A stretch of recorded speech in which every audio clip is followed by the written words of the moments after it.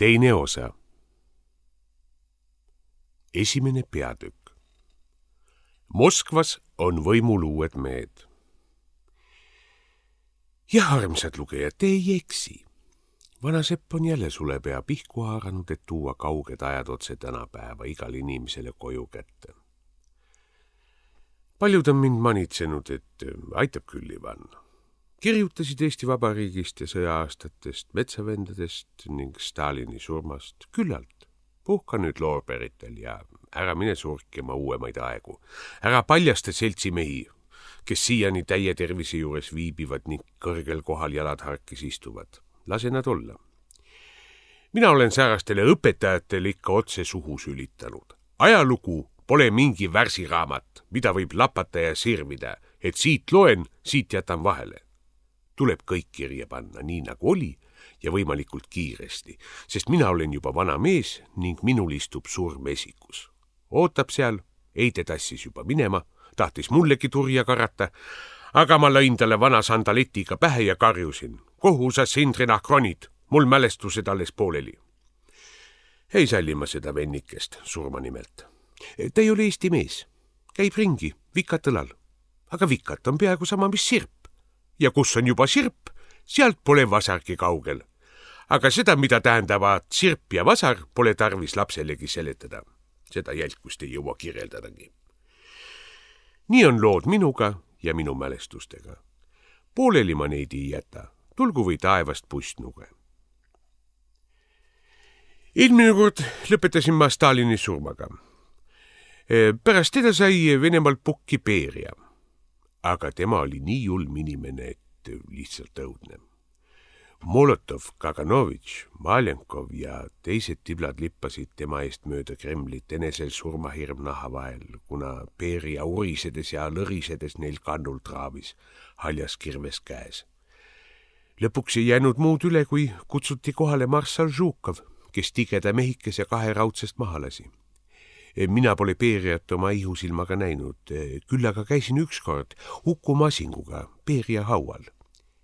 Vaevalt jõudsime Kääpa lähedusse, kui Uku Masing kuidagi kössi tõmbus ja mulle peaga kõhtu lõi. Minu hing läks täis, kohe selline udu tõusis silme ette, mõtlesin, et teen õige nalja pärast Masinguga 100 imet, klopin ta siniseks ja ajan pöidlat silma. Müdistasimegi natuke aega, kuni Beria hauast eemale jõudsime. Siis lõi pea selgeks. Küll oli pärast teineteise ees häbi.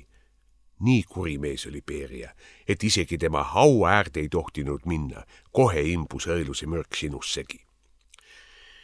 Pärast Beriat haaras Venemaa lohjad Nikita Hruštšov. Tema oli vaikne, rumal inimene, ehtne talupoeg. Pidas Kremlis sigu ja kitsi.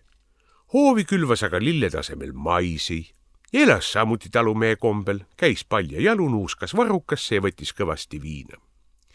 Riigiasjad Hruštšovi ei huvitanud, seest loomade eest hoolitses ta hästi. Ja ka inimestest meeldisid talle niisugused, kes mingi loomaga sarnanesid. Näiteks marssal Vorošilov oli väga lehmanägu. Hruštšovile oli ta kangesti sümpaatne. Kliment Jefremovitš on nii tore inimene, kiitis ta ühte lugu, lausa vissi. Talle peaks kindlasti veel ühe aukirja või ordeni andma. Seevastu Malenkov, kes küll ka loomaga sarnanes, nimelt rotiga, langes Hruštšovi juures ebasoosingusse. See Malenkov, ütles ta. Ta on kangesti roti nägu. Oi, need rotid on pahad loomad. Mis tarvis vana jumal need lõi? Nad söövad inimeste leiva vilja ära ja närivad rõivad ribadeks. Mina seda Malenkovi näha ei taha. Ärgu siia tulgu. Hruštšov laskis enesele koguni kassi osta ning alati, kui Malenkov tema kabinetti astus, laskis Hruštšov ka kassi kohale toimetada.